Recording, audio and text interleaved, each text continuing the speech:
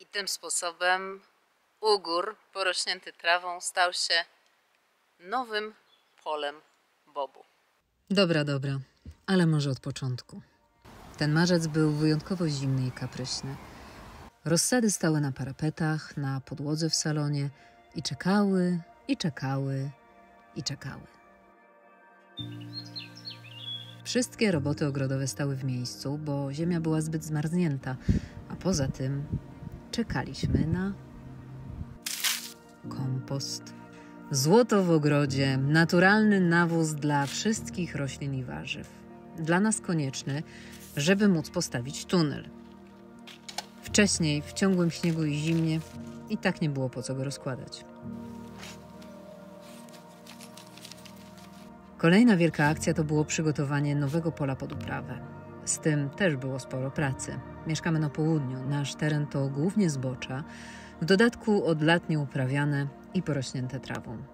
Trzeba było porządnie to wszystko przekopać i powyrywać korzenie pokrzywy i chmielu, a w dodatku musieliśmy usunąć maliny, które przez lata rozrosły się i kompletnie zdziczały.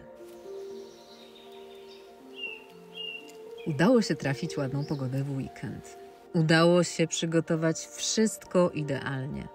Boby czekały już w szklarni i przed szklarnią na wysadzenie i przyszło to. W nocy był solidny przymrozek. Tulipany w szklarni zamarzły. Dosłownie pokrywał je lód. Bób też nie wyglądał najlepiej. Życie na wsi uczy cierpliwości. Cóż więc pozostawało, jak pójść na spacer w śniegu i cieszyć się, że jest słonecznie i zaraz wszystko na pewno się roztopi. A w tak zwanym międzyczasie w końcu zrobiłam ostateczny plan upraw na ten rok. Wiadomo, że kto cierpliwie czeka, ten się w końcu doczeka. I nadszedł ten dzień. Przede mną pierwsze wysady do gruntu w tym roku. Jak zawsze to będzie bób i groszki, bo one nie boją się chłodów. I są też wspaniałymi roślinami, dlatego że nie dość, że dają przepyszny plon, to wiążą azot z powietrza w swoich korzeniach. Także każda roślina, która będzie posadzona po bobie, będzie miała przygotowaną ziemię z takim nawozem azotowym naturalnym. To jest ten bób, który będę sadzić. Zobaczcie, jaki piękny system korzeniowy. Ale chciałam Wam pokazać bób, który też będę sadzić, ale wygląda tak. I to jest przykład na to, czemu nie należy się spieszyć za bardzo z wysiewami, bo między nimi jest mniej więcej miesiąc różnicy.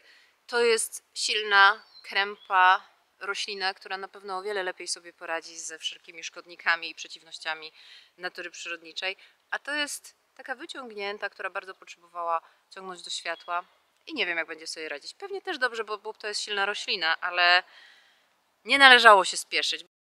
Razem z bobem wysadziłam też groch w różnych odmianach i groszek pachnący. Wspaniałe rośliny jako przedplon, szybko dojrzewają, zbierasz je i masz przygotowane miejsce pod inne uprawy, w dodatku ze wzbogaconą glebą, bo groszek, tak samo jak bób, wiąże azot z powietrza. W tym roku testowałam różne metody wysiewu i różne pojemniki. Świetnie sprawdziły się butelki i kartony po mleku.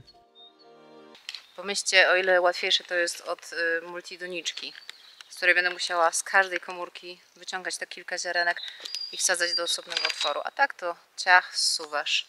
Do widzenia. Miesiąc czekania, w sumie warunków do pracy pewnie za 4 dni. Takie jest właśnie życie ogrodnika. I tym sposobem ugór porośnięty trawą stał się nowym polem bobu.